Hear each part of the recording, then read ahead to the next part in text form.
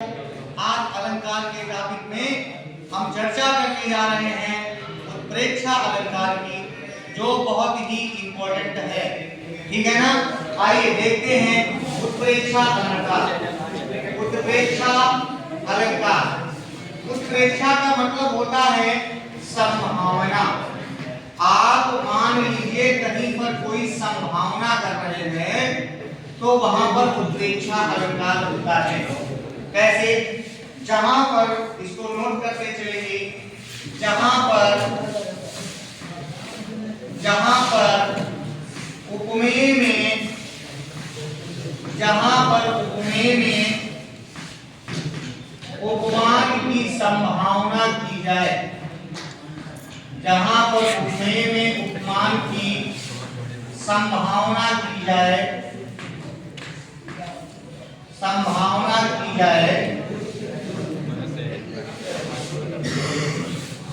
वहां पर उत्प्रेक्षा अलंकार होता है। वहां पर उत्प्रेक्षा अलंकार होता है। ठीक है ना? वहां पर क्या होता है?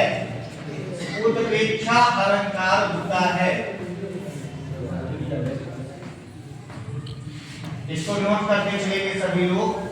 वहां पर उत्प्रेक्षा अलंकार होता है। जैसे अगर संभावना होगी तो वो उत्प्रेक्षा है, संभावना नहीं होगी तो उत्प्रेक्षा नहीं है। कैसे जानेंगे?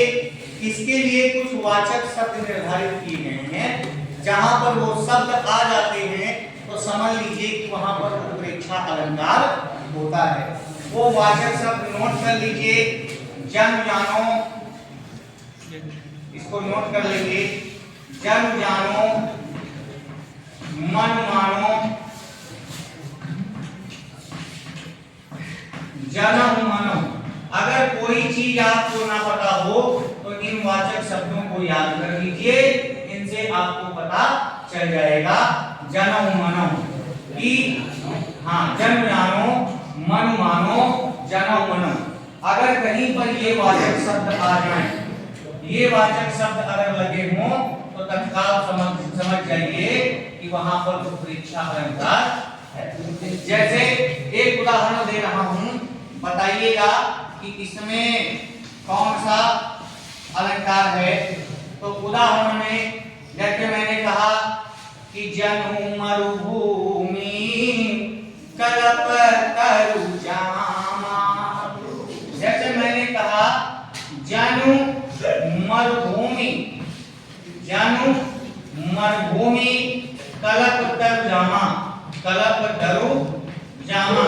अब ध्यान देना, आपको अगर इसका अर्थ पता है या नहीं पता है उससे कोई मतलब नहीं है।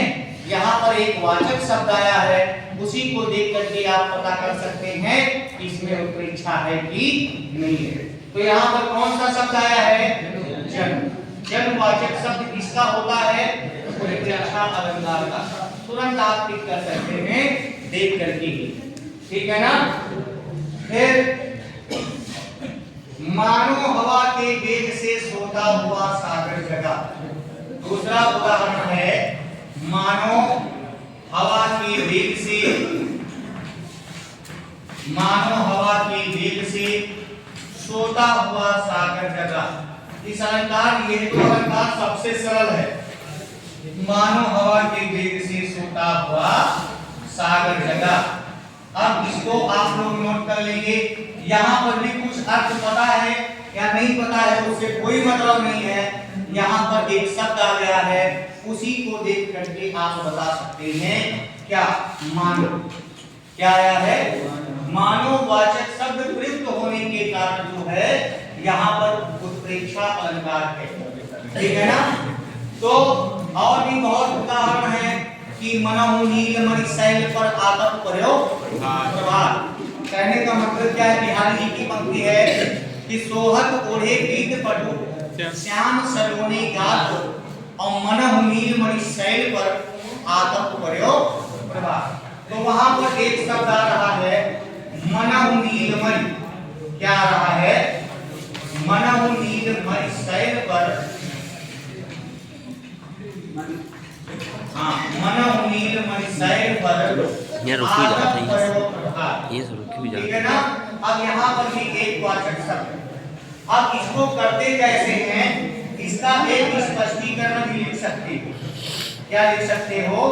स्पष्टीकरण की उपर्युक्त पंक्ति में, उपर्युक्त पंक्ति में मनहु, मानो, जनु वाचक शब्द प्रयुक्त होने के कारण यहाँ पर उत्प्रेक्षा अलंकार है। ठीक है, तो उम्मीद है आप लोगों की समझ में उत्प्रेक्षा बहुत कायदे से आ गई होगी।